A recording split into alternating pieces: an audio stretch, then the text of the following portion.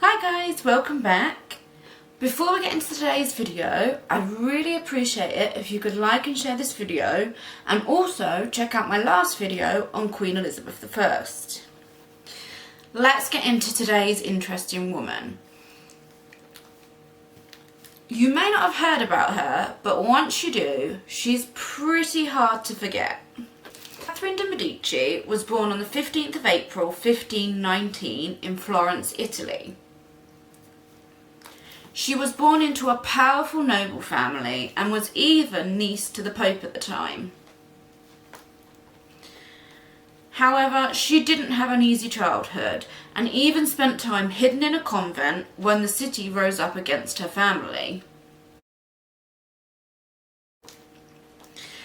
In 1533, at the tender age of 14, Catherine was sent to France to marry the second son of the king.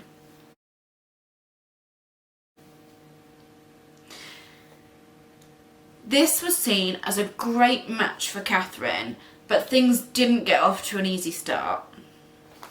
Catherine's new husband Henry was already madly in love with his older mistress Diane de Poitiers, and he was less than enthusiastic to be marrying Catherine.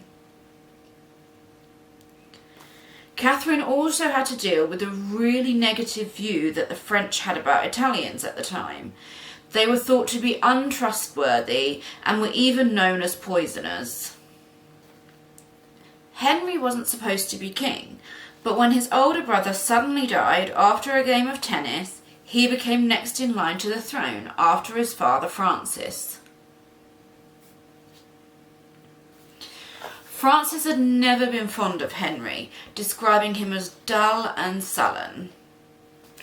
This whole situation became a problem for Catherine when the prince's Italian cupbearer came under suspicion for his death. So, obviously Catherine's life in France did not get off to a good start. But if you're thinking it couldn't get much worse, well, you're wrong. Just like any royal wife, Catherine's main duty was to provide male heirs, and unfortunately this didn't happen for her.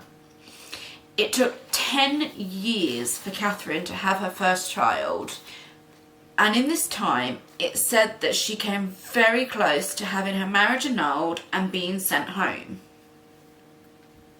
She finally gave birth on the 19th of January 1544, and thankfully for Catherine, it was a boy.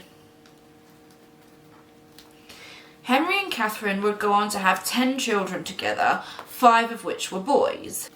Henry became king on March 31st, 1547, but Catherine didn't have a coronation until 2 years later.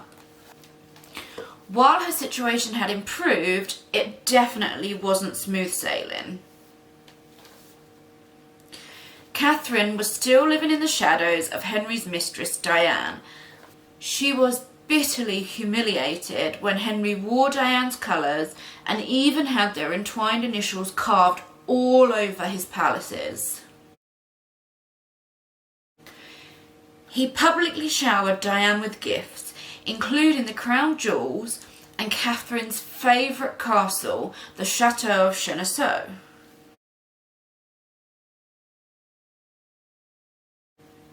Diane took charge of the royal children's upbringings and was essentially queen in all but name.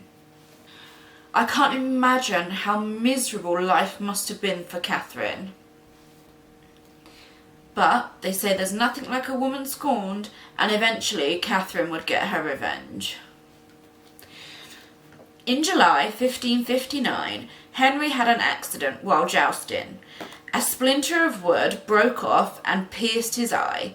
Needless to say, he died a few days later, and Catherine wasted no time in settling old scores. And who can blame her? She was set on revenge, and she got it quickly. Catherine had Diane banished from court almost as soon as Henry died, and forced her to give back every gift she'd been given.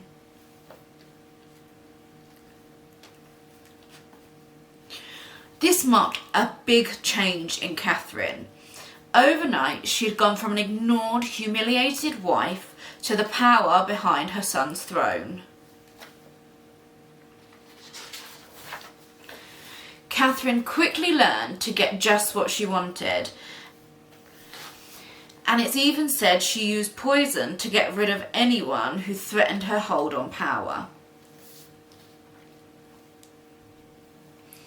3 of Catherine's sons would go on to sit on the French throne, and she used all of their positions to maintain her power. Catherine's final son to take the throne was Henry. He had always been Catherine's favourite child, and she made no effort to hide this. She even described him as being as dear to her as her right eye. Pretty weird. Keeping control of Henry would prove a challenge, even for someone as cunning as Catherine. He did a lot of things that were seen as very strange at the time. Henry regularly dressed in women's clothing. He acted in a really feminine way, and he surrounded himself with groups of good-looking men. Catherine had to work hard to keep the country running for him. In a time when power was made for men, Catherine had to use all of her skills to keep her place on the ruling council. She wasn't afraid to play all sides to make sure she ended up on the winning team. Catherine was willing to do whatever it took. Her whole life became a game of strategy, and she became pretty good at it. She married her children off to make alliances, learned everything she could from politics to poison, and wasn't afraid to play the meek and feeble woman if it helped get her way.